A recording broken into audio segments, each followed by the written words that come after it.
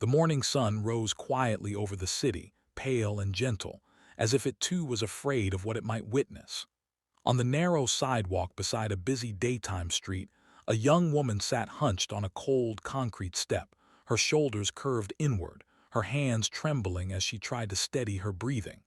To everyone passing by, she looked invisible, just another tired face in a rushing world.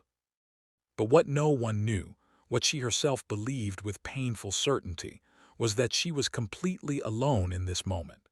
She didn't know that somewhere above, behind wide glass windows and silent walls, someone was watching, and he saw everything. Before the story unfolds any further, if you believe in kindness, in second chances, and in the quiet power of compassion, please take a moment to like this video, comment your thoughts, share it with someone who needs hope, and subscribe to the channel Kindness Flow. Your support helps stories like this reach hearts that are still waiting to heal.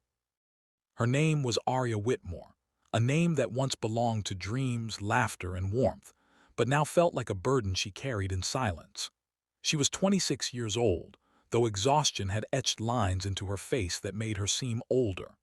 The daylight exposed everything she tried to hide, the faint bruise on her wrist, the worn fabric of her coat, the way her eyes constantly scanned the ground as if she were afraid to meet anyone's gaze.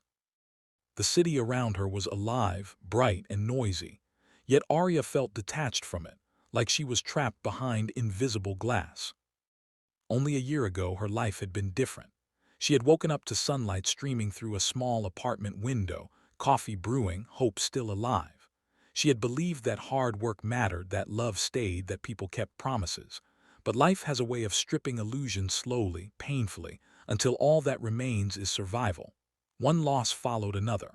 A job that vanished without warning. A relationship that collapsed under pressure and cruelty. A family that told her to be strong but never showed up. And so she learned to endure quietly, to shrink herself so she wouldn't be a burden to anyone. That morning, Arya wasn't sitting on the steps because she wanted attention. She wasn't asking for help. She was there because her legs had simply given out, because the weight of pretending she was okay had finally become heavier than her body could carry. Her bag lay beside her, holding everything she owned now, documents folded carefully, a notebook filled with thoughts she never said out loud, and a cracked phone with no unread messages. What she didn't know was that across the street stood a towering glass building, sleek and modern, catching the sunlight like a mirror. On one of the upper floors, behind floor-to-ceiling windows, Julian Croswell stood still, his coffee untouched in his hand. At 39, Julian was known as a self-made millionaire, a man who had turned discipline into success and silence into power. The world saw him as untouchable, sharp suits, calm confidence, and a life protected by privilege. But what the world never saw was the loneliness that lived behind his eyes, the constant ache of having everything except peace. Julian wasn't supposed to notice the woman on the steps. He had meetings lined up, decisions waiting, numbers that demanded his attention. Yet something pulled his gaze downward. Maybe it was the way she sat so still while the world rushed past her.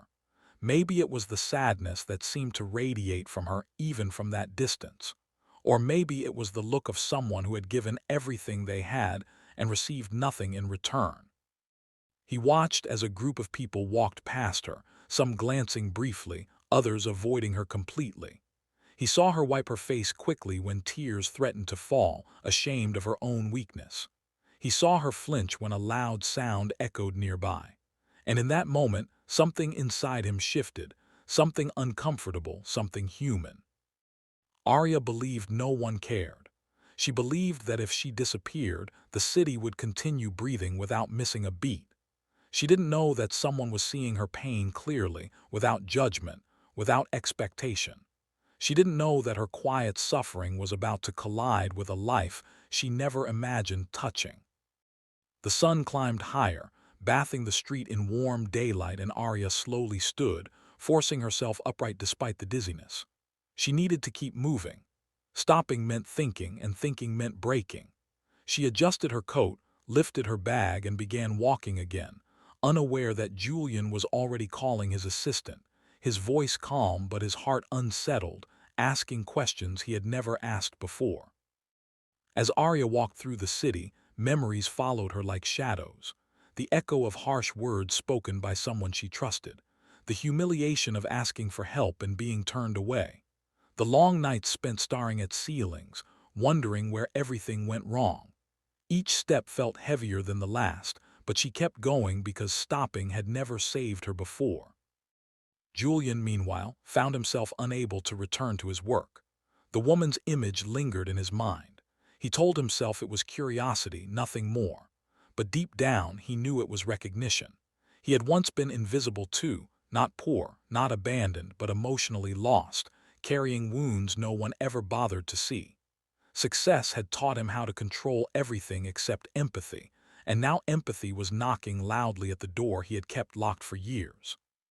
By early afternoon, Arya found herself near a small public park, sunlight filtering through trees, children laughing in the distance. The contrast made her chest ache. She sat on a bench, closing her eyes for a moment, letting the warmth touch her skin like a reminder that life still existed outside her pain. She didn't know how much longer she could live like this, drifting, surviving, pretending. Across town, Julian made a decision that surprised even himself. He canceled his afternoon meetings. He changed out of his tailored jacket. And for the first time in years, he stepped outside not as a businessman, but as a man searching for something he couldn't yet name. This was not a story about rescue. It was not about a savior descending from wealth to fix a broken life. It was a story about seeing, about what happens when one person truly notices another in a world trained to look away. And as the afternoon light stretched across the city, two lives, so different, yet bound by silent pain, moved steadily toward a moment that would change them both. If this story is already touching your heart, please pause for a moment and show your support. Like the video, share it with someone who believes in compassion, and subscribe to Kindness Flow to help keep stories like this alive. Arya still believed she was alone. Julian still believed he could walk away. But fate, quiet and patient, was already rewriting their paths. And just before this chapter closes, please comment below with the word kindness, if you believe one moment of compassion can change a lifetime. Because sometimes, the most powerful thing isn't being rich, strong, or fearless.